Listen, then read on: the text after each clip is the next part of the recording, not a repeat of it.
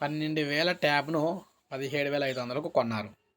విద్యార్థులకు ఇస్తున్న ట్యాబ్‌ల కొనుగోలులో భారీ కుంభకోణం చోటు చేసుకుందని, 12,000 విలువ చేసే ట్యాబ్‌లను 17,500కు కొన్నారని సిపిఎం రాష్ట్ర కార్యదర్శి శ్రీనివాసరావు ఆరోపించారు. ఒక్కో ట్యాబ్ పైన జగన్ ప్రభుత్వం అదనంగా 5,000 చెల్లించిందని, ఉచితంగా ఆన్లైన్‌లో లభించే టెండర్‌కు డబ్బులిచ్చి కొంటుందని విమర్శించారు. విజయవాడలోని విలేకరుల సమావేశంలో మాట్లాడుతూ, ఏసర్ కంపెనీ ట్యాబ్‌లు 14,000 లోపే ఉన్నాయి. కానీ ప్రభుత్వం 17,500 పెట్టి కొనుగోలు చేసింది. గత ఏడాది కొన్న శాంసంగ్ ట్యాబ్ ఆన్లైన్లో 12,000 ఉంది.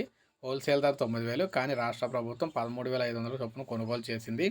ట్యాబ్ల కొనుగోలులో 12,000 కోట్లు దుర్వినియోగం అయ్యాయి. ఈ డబ్బు ఎక్కడికి పోయింది? దీనిపై విచారించాలి.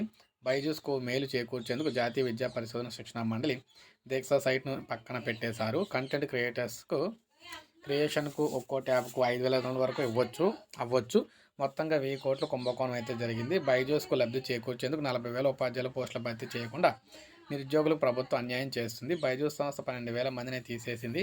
3 డైరెక్టర్లు మారారు. అలాంటి స్థిరత్వం లేని సంస్థ ప్రభుత్వ అవగాహన ఒప్పందం కుదుర్చుకుందని విమర్శించారు. సో మొత్తం మీద చూసుకుంటే ఈ విధంగా ప్రభుత్వం విద్యార్థులకు ఇచ్చిన ట్యాబ్ 12,000 17,500 పెట్టుకొని ప్రజల సొమ్ము అయితే దుర్వినియోగం చేస్తుందన్నారు. సో పథకాలన్నీ ఈ విధంగానే జరుగుతున్నాయి అని చెప్పేసి అంటున్నారు.